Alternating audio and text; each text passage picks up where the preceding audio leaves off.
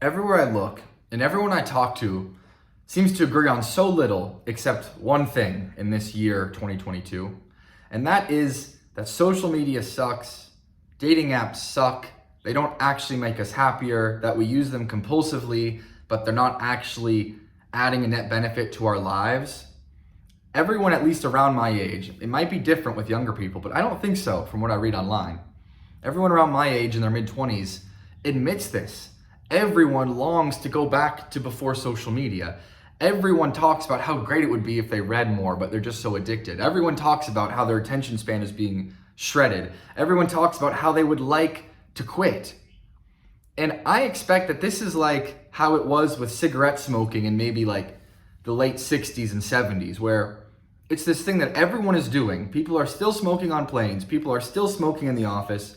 People are all chain smoking all the time. And yet they're beginning to understand that this is not a healthy way to live. And they would like to quit, but they're sort of at that shrugging their shoulders, like, this sucks, but I gotta do it. I hope my kids don't do it.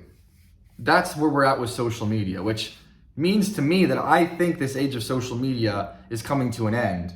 And the biggest proof is in the level of disgust everyone seems to have for the metaverse. No one seems to be interested except NFT and crypto people that think they're gonna make money off of it. But that is not enough to support the ecosystem.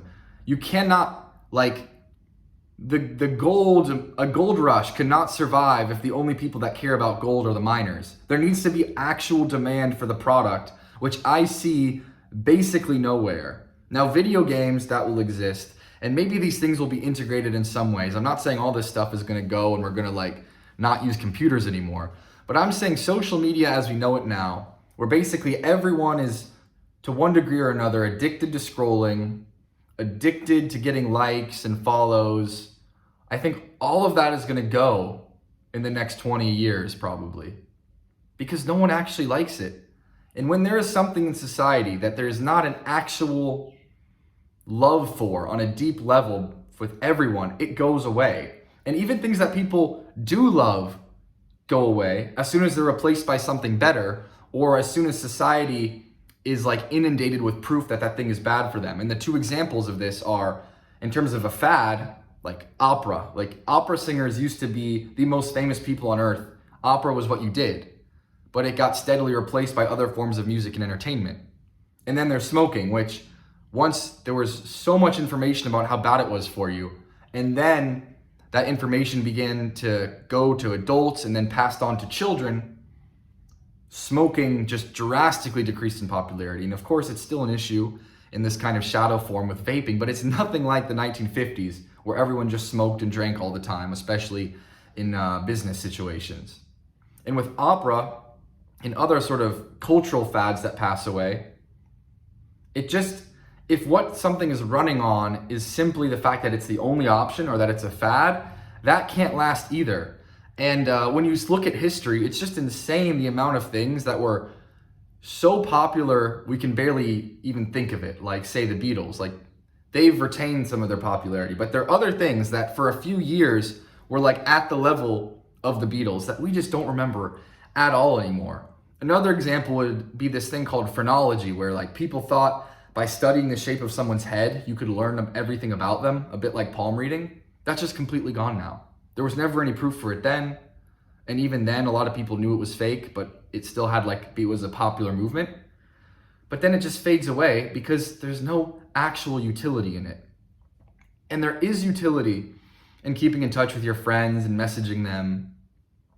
But I don't think there's any utility in this current social media ecosystem, where basically it serves to do nothing but keep us in contact with people we don't actually care about. We care about the validation they can give us, but we don't actually care about keeping in contact with them. And we don't need social media for that, which we can see now as people move away from social media into these like chat room apps like Telegram and Discord. Like, that is actually extremely useful as a tool to just talk with friends.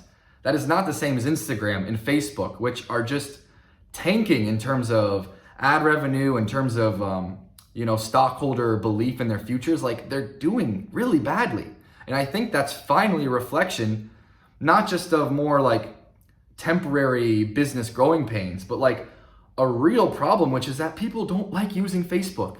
Even Facebook users, they don't enjoy it. They don't get anything out of it except that hollow dopamine high, which they know, and more people know every day is bad for them. Like this stuff that like Andrew Huberman and these other scientists and self-help guru people will talk about, it is penetrating. More and more people know that this stuff is bad, and the 13, 14-year-olds of today, I don't think they like it. They're addicted to it, but I'm sure that so many of them, when they put their phones down and look around their cafeteria and see everyone on their phones, that they feel lonely and that they wish it would change. And I think when there's enough people like that, and there's not like a real economic demand for those companies to continue, they will pass out of favor. And the whole depressing reality that we're living now will go away, which is a good thing. That's all.